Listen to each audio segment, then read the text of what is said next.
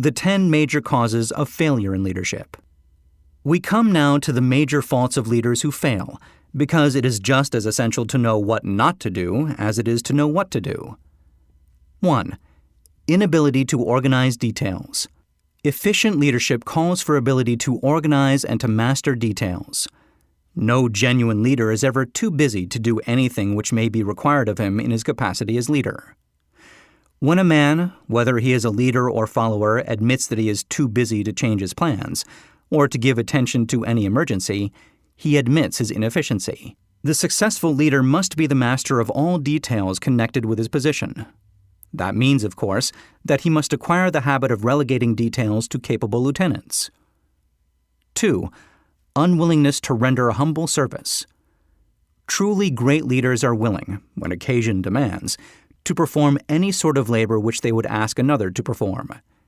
The greatest among ye shall be the servant of all, is a truth which all able leaders observe and respect. 3. Expectation of pay for what they know, instead of what they do with that which they know. The world does not pay men for that which they know. It pays them for what they do, or induce others to do. 4. Fear of competition from followers. The leader who fears that one of his followers may take his position is practically sure to realize that fear sooner or later. The able leader trains understudies to whom he may delegate at will any of the details of his position. Only in this way may a leader multiply himself and prepare himself to be at many places and give attention to many things at one time. It is an eternal truth that men receive more pay for their ability to get others to perform than they could possibly earn by their own efforts. An efficient leader may, through his knowledge of his job and the magnetism of his personality, greatly increase the efficiency of others and induce them to render more service and better service than they could render without his aid. 5. Lack of imagination. Without imagination, the leader is incapable of meeting emergencies and of creating plans by which to guide his followers efficiently. 6. Selfishness. The leader who claims all the honor for the work of his followers is sure to be met by resentment. The really great leader claims none of the honors. He is contented to see the honors, when there are any, go to his followers, because he knows that most men will work harder for commendation and recognition than they will for money alone. 7. Intemperance. Followers do not respect an intemperate leader. Moreover, intemperance in any of its various forms destroys the endurance and the vitality of all who indulge in it. 8. Disloyalty. Perhaps this should have come at the head of the list. The leader who is not loyal to his trust and to his associates, those above him and those below him, cannot long maintain his leadership. Disloyalty marks one as being less than the dust of the earth and brings down on one's head the contempt he deserves. Lack of loyalty is one of the major causes of failure in every walk of life. 9.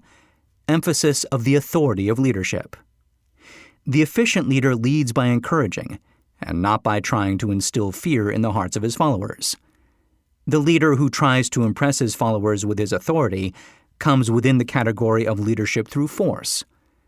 If a leader is a real leader, he will have no need to advertise that fact except by his conduct, his sympathy, understanding, fairness, and a demonstration that he knows his job.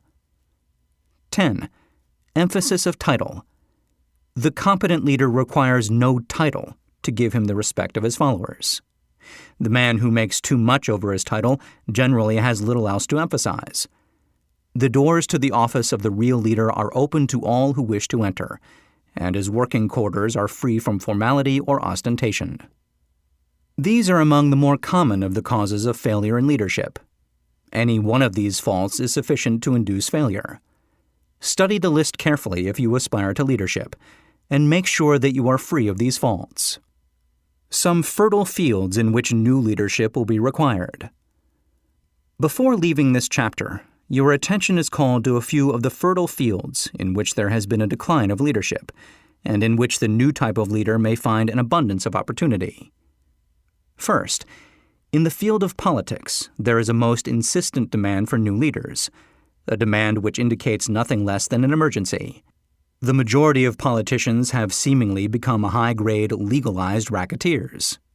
They have increased taxes and debauched the machinery of industry and business until the people can no longer stand the burden. Second, the banking business is undergoing a reform. The leaders in this field have almost entirely lost the confidence of the public. Already the bankers have sensed the need of reform, and they have begun it. Third, industry calls for new leaders. The old type of leaders thought and moved in terms of dividends, instead of thinking and moving in terms of human equations. The future leader in industry to endure must regard himself as a quasi-public official, whose duty it is to manage his trust in such a way that it will work hardship on no individual or group of individuals. Exploitation of working men is a thing of the past. Let the man who aspires to leadership in the field of business, industry, and labor remember this. Fourth, the religious leader of the future will be forced to give more attention to the temporal needs of his followers in the solution of their economic and personal problems of the present, and less attention to the dead past and the yet unborn future. Fifth, in the professions of law, medicine, and education, a new brand of leadership, and to some extent new leaders, will become a necessity. This is especially true in the field of education. The leader in that field must, in the future, find ways and means of teaching people how to apply the knowledge they receive in school. He must deal more with practice and less with theory. Sixth, new leaders will be required in the field of journalism. Newspapers of the future, to be conducted successfully, must be divorced from special privilege and relieved from the subsidy of advertising. They must cease to be organs of propaganda for the interests which patronize their advertising columns. The type of newspaper which publishes scandal and lewd pictures will eventually go the way of all forces which debauch the human mind. These are but a few of the fields in which opportunities for new leaders and a new brand of leadership are now available. The world is undergoing a rapid change. This means that the media through which the changes in human habits are promoted must be adapted to the changes. The media here described are the ones which, more than any others, determine the trend of civilization. When and how to apply for a position.